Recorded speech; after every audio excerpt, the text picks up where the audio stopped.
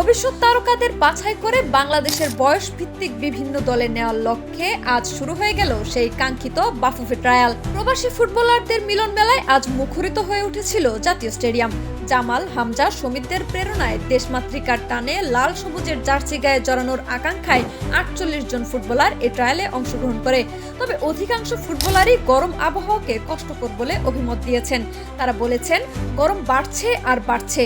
তারা আরও জানিয়েছেন, তারা যে দেশে খেলে বড় হয়েছেন সেখানে বরফ পড়ে, এখানে তাপ বাড়ছে।